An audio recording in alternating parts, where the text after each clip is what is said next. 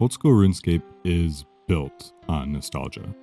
Created from a literal backup file of RuneScape's 2007 game server, the game has always been a way for us to reminisce.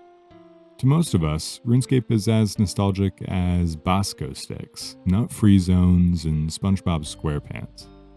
You probably remember waking up early to hop online for a quick level or two, or maybe you more so remember getting on the computer after school to play RuneScape and hang out with your friends. We all had at least one friend who was way too into staking or merching, or one friend with full God-trim rune armor and a Santa hat somehow.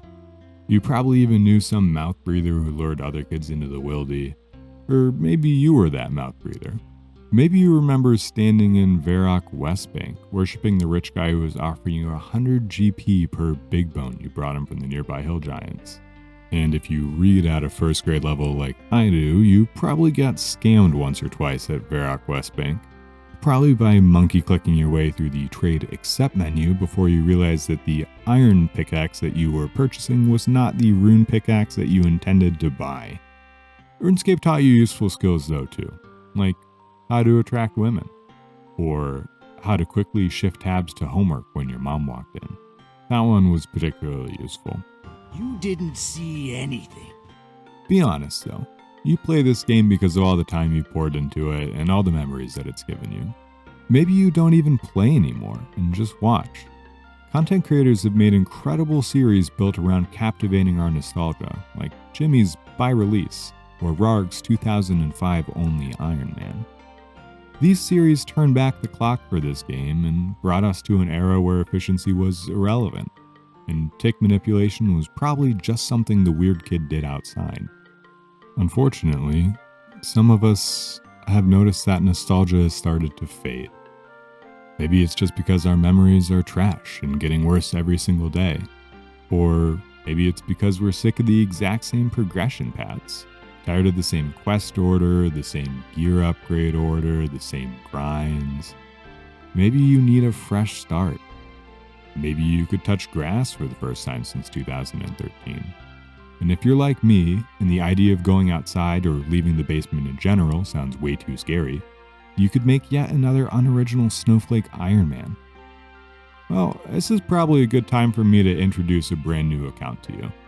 A way to experience the game, but with a new twist. This is no nostalgia, and Ironman locked out of the 2007 version of the game. Since the revival of the 2007 servers, Old School has seen tons of unique new content released into the game, new items, new quests, and new areas to explore and experience. But what would an account locked only to that new content look like?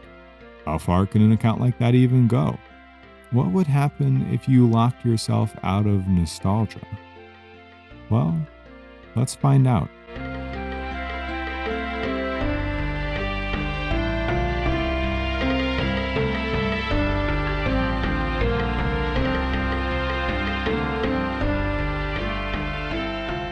Alright, well, thanks for letting me take that trip down memory lane. Anyways, let's jump right into the rules of the account and what makes it different. There are a couple main rules that guide this account and what it can and can't do, and the first and most important rule is pretty simple. 2007 and earlier areas may be traversed, but no items or experience are acquirable unless acquired in a way that would have been impossible in 2007. For example, interacting with new content in new or old areas, whether that be monsters, a new object, an anvil for example, or a newly added item like bird nests, clue scrolls, or seeds, things like that. This also means that old content in new areas, like chopping trees on Zaya, is doable because it's being done in a way that would have been impossible back in 2007. Rule number 2. Items from 2007 or earlier cannot be equipped, regardless of how they were acquired. This is, of course, except for ammunition and quest items during their respective quests only. This rule is certainly very limiting, but it's what's going to make the account unique and separate it from other Zaya or new content only Ironman. It's also going to give us a new progression path, a new upgrade and gear order, and give us lots of different things to strategize and prepare for. Rule 3. All quests released after 2007 can be completed, including their prereq quests, but those prereqs may only be completed if the new quest is going to be completed immediately afterwards. This is of course to make sure that I have access to the more interesting, higher level new content in the game.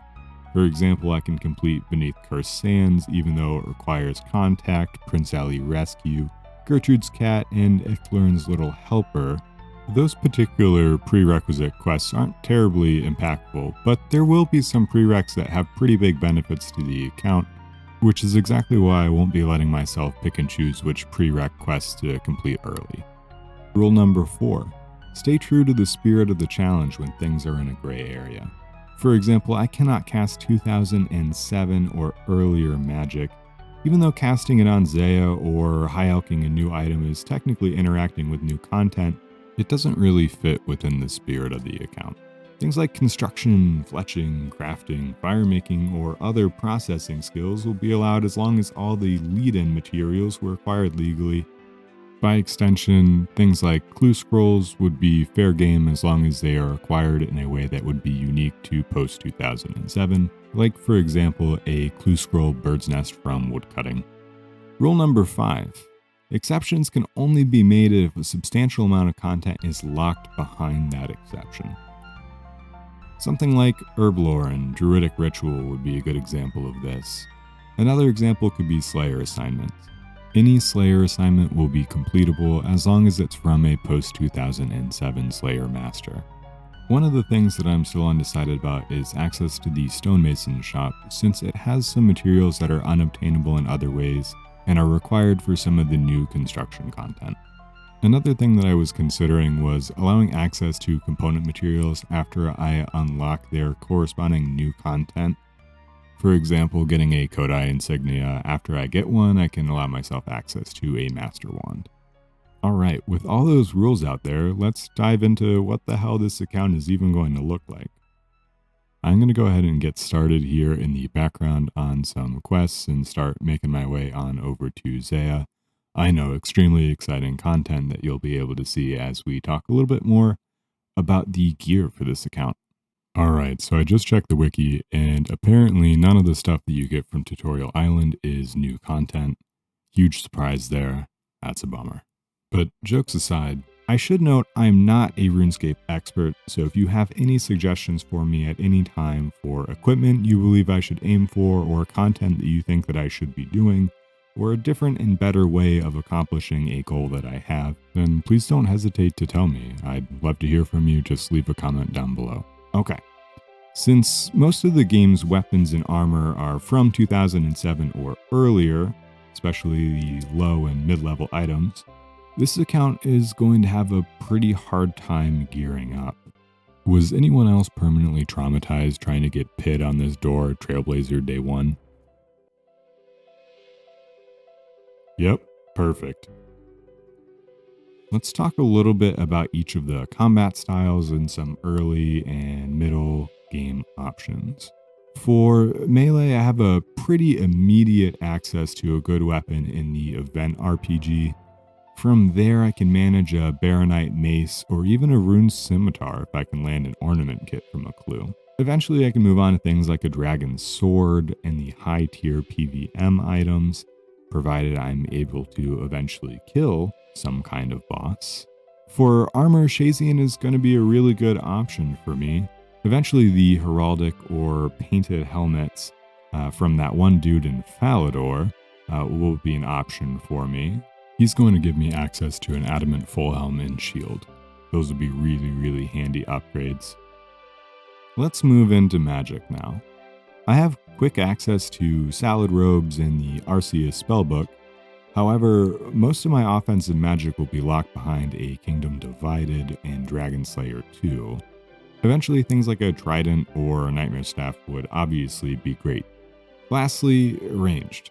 Now, ranged is a bit of a problem child for the account, as the only weapon that I can equip early is the Cursed Goblin Bow, which can of course only fire arrows up to iron, none of which I could equip which is why I made the exception to allow ammo to be equipped, even if it's from 2007 or earlier. Even with that exception, the next option I can see at the moment is an imbued magic short bow.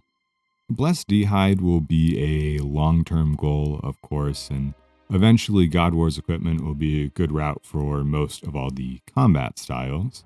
But as you can probably tell by now, the options are fairly limited for gear early on. But a huge part of the fun of this series for me is going to be theory crafting ways to get small upgrades. How much can I really squeeze out of this newer content? How far can I take something like this? Can I take down bosses to get that powerful new gear without having any of the middle ground older gear that would typically be used to acquire it? I'm really excited to experience lots of new content that I've never seen in this game. I really am mostly a RuneScape boomer, and I can't wait to try out some of the content that they've added to this game that I've never seen before. It's really going to be interesting to be in a game that I am really so familiar with, but exploring all kinds of content that I am really not. Anyways, let's get right on into the first couple bits of progress for the account. Let's just take a quick lap around Karen, and done. So these lamps each give 500 experience. That's a really significant amount, especially when you consider that gets you all the way to level 5 in a given skill. Now, for me, with this current account restrictions, there's not a really good way to train agility at level 1. The best way to do it is using one of these lamps to get straight to level 5 and then running over to the Shazian rooftop course. I feel like they probably put this in specifically for those Zaya-locked accounts. In this case, it's going to help us out a lot. Alright, so let's figure out what to do with the other 800 experience that we have in lamps.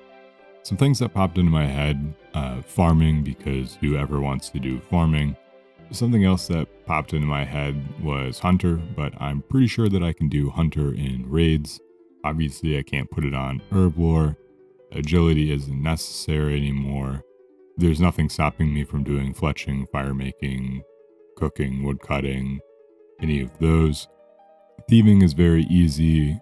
Crafting, I'm pretty sure I have glass that I could use. Slayer with Spria or Spira or whoever the lady in Draenor that no one ever talks to is, whatever her name is, she can be used.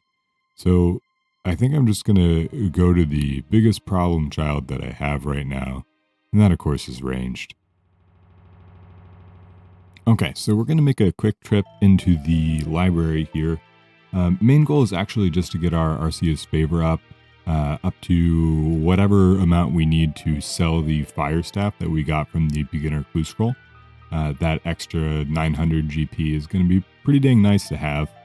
On top of that, it's also going to be our best way to train magic until 35 when we actually unlock one of the combat spells in the Arceus spellbook. So let's take care of it.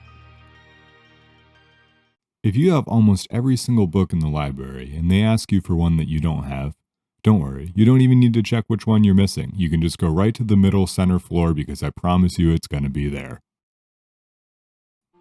Alright, actually before we do a task entirely centered around running, why don't we get a couple of agility levels? And time for an extremely original, I wonder what they put in these things joke. Well, Timmy, I'm pretty sure it's crack. Yep, I lost the footage from the Shazian rooftop course. Oh, boo-hoo! Let me play a sad song for you on the world's smallest violin. Okay, so we are here on the Draenor rooftops. This is probably going to be it for the progression for this particular episode. I just wanted to introduce the account really quick and go over a couple of its rules. I'm going to continue to work on some of the longer, less entertaining grinds for this account, and I'm going to bunker down and learn how the hell you edit a YouTube video. I've never done this before, and by this point in the video, you probably already could guess that. Anyways, while we are running around here in the background, I do want to talk about what is coming up next. So on the very short-term horizon, We are going to bump our way up to the Rargh rooftop course and burn all the way over to 40 agility. Obviously, we can't get over to Canopus because we can't do Priest in Peril. Eventually, we'll be able to do that as a prereq for other quests, but that's still quite a bit of ways off. But we'll at least get a baseline agility level so that way we don't run out of energy everywhere that we go. On top of that, as soon as we return back for the next episode, we'll go a little bit more into some long-term goals for the account, the next idea that I have for progression, and where to take this from here. There's a whole lot of options and a whole lot of things to talk about. Well, if you made it this far into the video, thank you for watching. Please give the video a like if you enjoyed it, and I will see you guys on the next episode of Locked Out of Nostalgia.